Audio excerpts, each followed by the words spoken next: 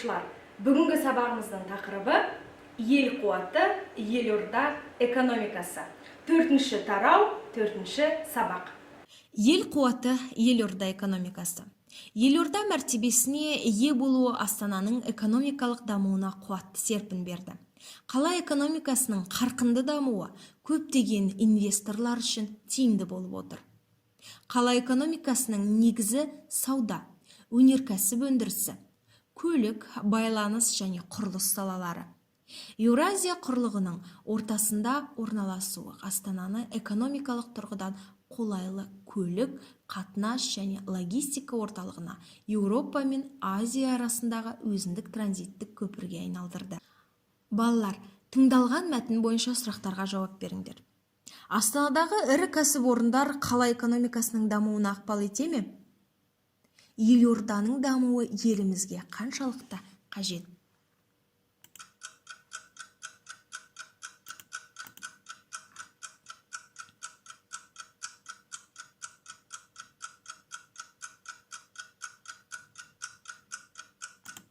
Жауабы: ірі кәсіпорындар қала экономикасының дамуына зор үлес қосады. Елорданың дамуы, экономикасы қуатты ел болуымыз үшін маңызды. Жарайсыңдар балалар. Термин сөздер. Әрбір тілдің сөздік құрамында жалпыға ортақ сөздермен қатар ғылым мен техниканың, өндіріс пен шаруашылықтың жеке бір саласына ғана тән арнаулы сөздер де болады. Тілдің лексикасында ғылым мен техниканың алуан түрлі саласына қатысты қолданылатын мұндай сөздерді термин сөздер дейміз.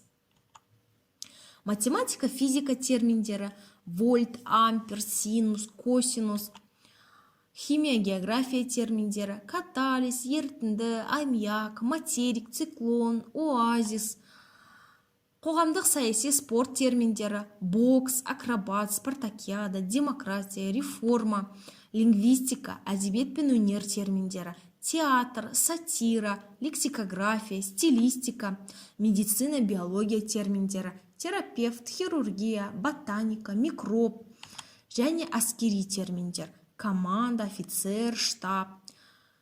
Осы барлық сөздер арнаулы бір салаға ғана қатысты сөздер болып табылады. Жақсы балалар, келесі тапсырмаға көшейік.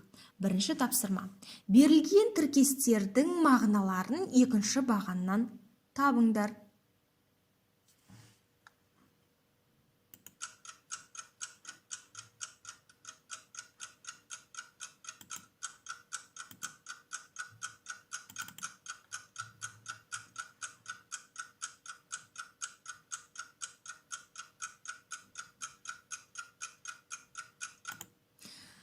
Жақсы.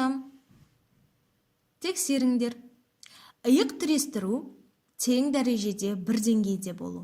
Қанат жаю, даму, өркендеу. Шымылдығын түру, ашылу, саусақпен санарлық, саны аз, санаулы. Таңдай қақтыру, таң қалдыру.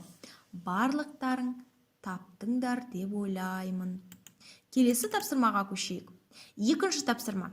Ережедегі ғылым мен техниканың түрлеріне қатысты өздерің білетін терминдерді жазыңдар.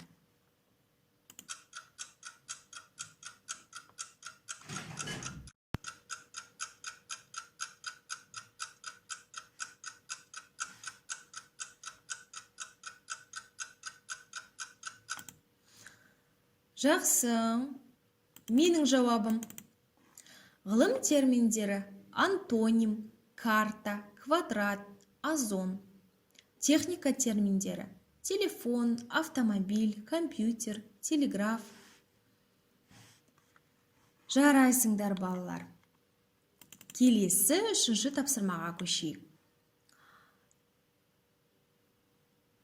Берілген мәтіннен термин сөздерді табыңдар.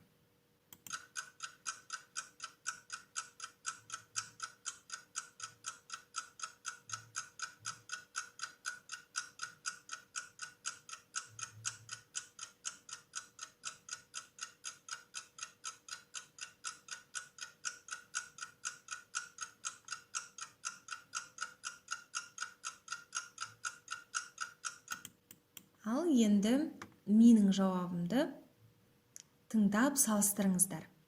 Термин сөздер: әуежай, жолақ, жолаушы, терминал, конвейер, жоба, бағдарлама, компания, директор.